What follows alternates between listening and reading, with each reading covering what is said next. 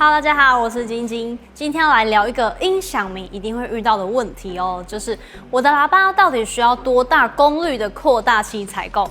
规格表上面不是都会写一个灵敏度吗？那这个数字到底又代表着什么？跟瓦数有什么关系呢？那账面上的数字一大堆啊，新手看了母萨萨。别担心，今天就带大家一次搞懂，不会再被这些数字搞得头昏眼花。先来说灵敏度，也就是我们说的分贝单位 dB。那这个数字呢，其实是在无响室里面测的哦，就是在完全没有回音的房间里面测试。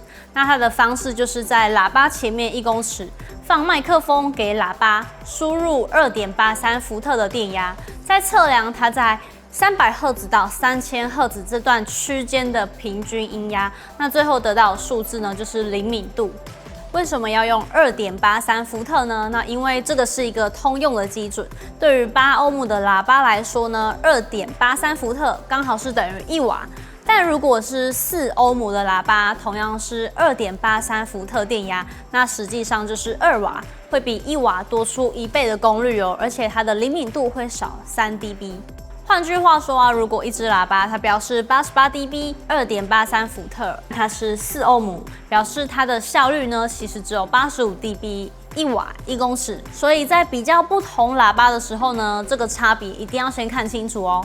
那你会说，可是我在家里听起来怎么感觉这么大声啊？跟跑去试听间啊，或者是展场听起来感觉怎么不一样？没错哦，那个是因为有2个因素偷偷加成的。第一个呢是声道叠加，2只喇叭一起播，声音就会叠加大概0到3 dB 左右。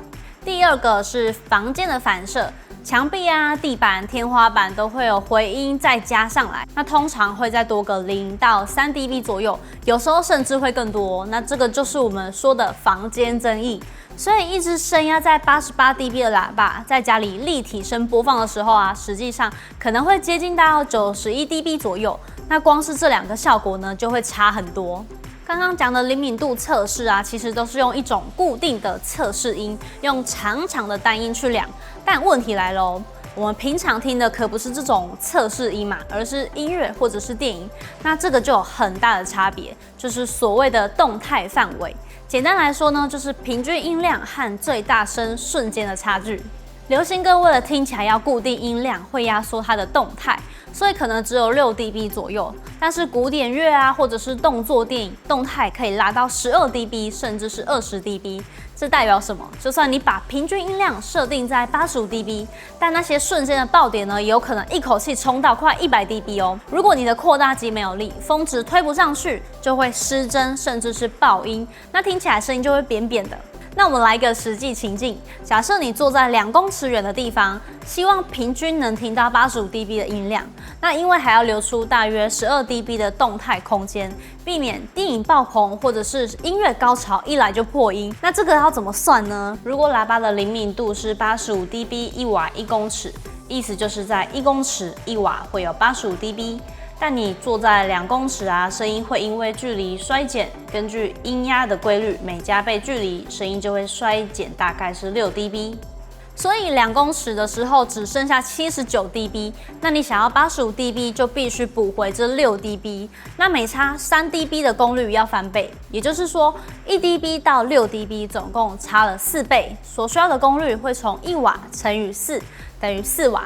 接着呢，我们要再加上12 dB 的动态空间，也就是说再多16瓦的功率，4瓦乘以16等于64瓦。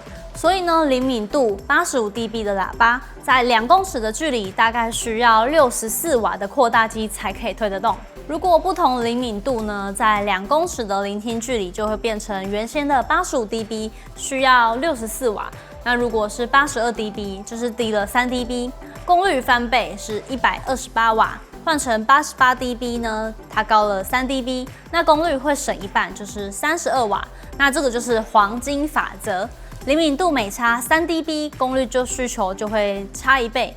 那反过来呢，灵敏度高了3 dB， 需求就会少一半。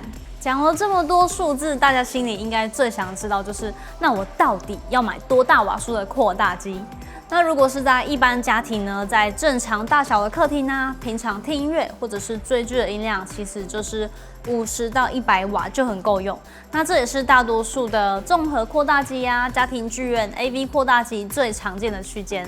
最后要提醒大家，光是看扩大机的瓦数还不够哦，因为就算扩大机太有力，喇叭本身也有它的极限。当音量太大的时候啊，单体或者是分音器它可能会跟不上，那声音就会开始软掉啊，细节流失，甚至是失真。那这个就是所谓的压缩效应。所以我们挑选器材的时候啊，最重要的就是扩大机和喇叭要互相匹配，那两边都要留有余裕的空间，只有这样你才可以听到干净而且不费力的声音，而不是那种刚硬啊撑出来的声音哦。今天我就拿3款常见的喇叭，让大家更清楚功率需求怎么对应扩大机。第一款 KEF 的 Q11 Manta 落地喇叭，它的灵敏度是89 dB 4欧姆。假设在2公尺的聆听距离，加上音乐的动态空间，要稳定播放，大概需要准备80到100瓦以上。可是如果要把实力全部释放呢，升级到 Onkyo 的 RZ30 这种高阶的环扩，电源会更扎实，推于4欧姆的喇叭就更有余裕，大空间啊，或者是长时间的大音压也能安心。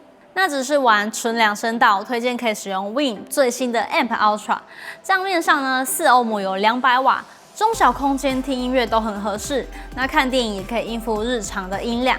那第二款就是我们的 Klipsch RP500M2，那这一颗灵敏度高达92 dB 8欧姆哦，2公尺的聆听距离大概是50瓦的扩大机就很有感了。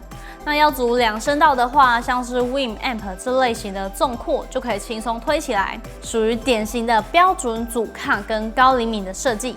那这也是为什么大家常说 Klipsch 是高效率啊，很好伺候。那如果要放进剧院系统的话，交给初中阶的扩大机也是绰绰有余，像是 Onkyo TXNR 6100，甚至是入门的 TXSR 494，它都可以顺利的把它推好。最后一款 Elock Carina BS 243.4的灵敏度，它只有85 dB 6欧姆。如果要组2声道，一样可以用 Win 的 Amp Ultra， 4欧姆可以达200瓦。那对于 Carina 来说呢，其实它是推得动的，平常的音乐播放啊，中小音量也完全没有问题。那声音干净，细节表现也不错，比起 Q11 或者是 Klipsch， 明显是很难推的。85 dB 呢，它意味着在相同输出1瓦的情况下，它比 Q11 的89 dB， 它的喇叭小声4 dB 哦，比92 dB 的小声了整整7 dB， 代表你要拉到一样的音压，必须多给它好几倍的功率。如果你是要组剧院系统的话呢 ，Onkyo 的 TXNR 6100，它6欧姆就可以推出170瓦的情况下，也是完全没问题的。总结一下，所以挑喇叭和扩大机不是要比谁的瓦数大声，而是要搞懂这几个关键。灵敏度决定喇叭好不好推，阻抗影响扩大机要不要更有力。瓦数也不是越大越好，而是要跟房间大小、聆听距离跟你平常习惯的音量搭配。那最后也别忘了，音乐和电影的动态范围也会影响瞬间爆发时的功率需求。那记住这几点，下次看规格表就可以自己来做搭配咯。那希望你们会喜欢今天这支影片，想要看更多喇叭小知识，欢迎在下面留言跟我分享哦。别忘了帮我按赞、订阅、加分享。我是晶晶，我们下次见，大家拜拜。